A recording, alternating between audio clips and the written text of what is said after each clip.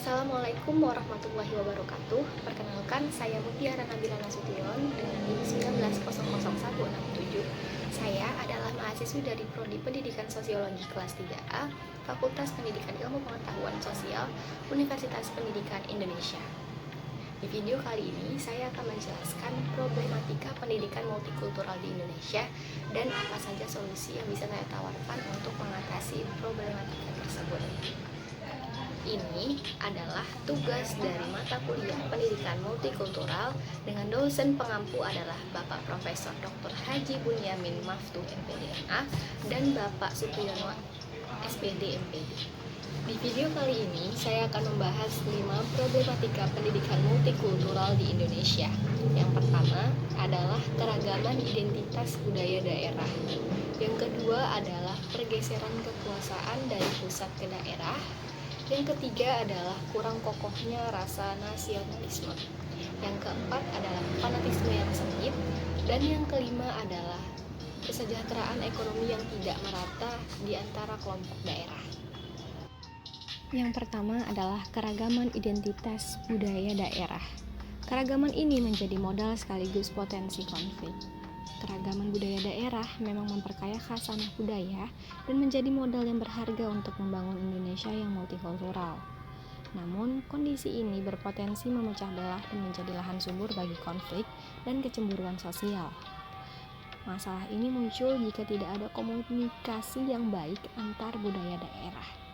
Dalam dunia pendidikan, jika permasalahan ini terus dibiarkan, maka efeknya adalah terjadi tawuran antar pelajar, diskriminasi kelompok tertentu, dan lain sebagainya, sehingga akan menghambat proses pendidikan multikultural di sekolah.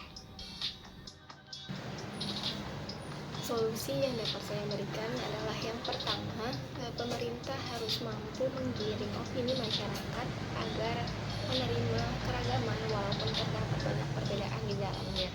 Yang kedua adalah membuat manajemen konflik agar konflik yang terjadi bisa terlihat sejak dini sehingga tidak menimbulkan konflik besar yang mengganggu ekosistem kemasyarakatan. Lalu yang kedua adalah pergeseran kekuasaan dari pusat ke daerah. Terjadinya pergeseran kekuasaan dari pusat ke daerah membawa dampak besar terhadap pengakuan budaya lokal dan keragamannya. Kebudayaan sebagai sebuah kekayaan bangsa tidak dapat lagi diatur oleh kebijakan pusat, melainkan dikembangkan dalam konteks budaya lokal masing-masing.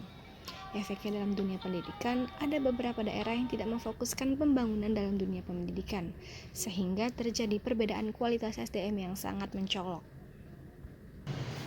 Solusi untuk permasalahan kedua ini, yang pertama adalah pemerintah pusat harus membuat batasan-batasan apa-apa saja kebijakan yang boleh dilakukan oleh pemerintah daerah dan apa-apa saja yang tidak boleh dilakukan agar tidak terjadi penyelewengan terhadap kekuasaan yang sudah berpindah ke daerah. Yang kedua adalah menggunakan konsep putra daerah. Konsep putra daerah ini digunakan agar putra-putra daerah yang berpotensial itu ikut memikirkan, menyumbangkan ide untuk memajukan daerahnya sendiri. Yang ketiga adalah kurang kokohnya rasa nasionalisme. Keragaman budaya ini membutuhkan adanya kekuatan yang menyatukan seluruh pluralitas negeri ini. Pancasila sebagai pandangan hidup bangsa, kepribadian nasional, dan ideologi negara berfungsi sebagai integrating force. Saat ini Pancasila kurang mendapat perhatian dan kedudukan yang semestinya sejak isu kedaerahan semakin semarak. Solusinya adalah dengan cara-cara edukatif melalui pendidikan di sekolah seperti pembelajaran PPKN. Yang kedua adalah dengan cara persusif, yaitu melalui ajakan dan nasihat yang berupa ajakan yang bersifat manusiawi. Selanjutnya adalah problematika fanatisme sempit. Problematika fanatisme yang sempit menganggap bahwa kelompoknya lah yang paling benar, paling baik, dan kelompok lain harus dimusuhi. Gejala fanatisme sempit yang banyak menimbulkan korban ini banyak terjadi di masyarakat. Jika ini terjadi dalam dunia pendidikan, tidak bisa dibayangkan dan disayangkan. Golongan terpelajar tidak bisa menerima perbedaan atas keberagaman yang ada. Solusinya adalah dengan memberikan sosialisasi kepada masyarakat tentang hakikat perbedaan yang sebenarnya agar sudut pandang masyarakat berubah tentang perbedaan. Dan perbedaan bisa diterima sebagai sesuatu yang memang harus ada di Indonesia, bukan sesuatu yang bisa menimbulkan konflik.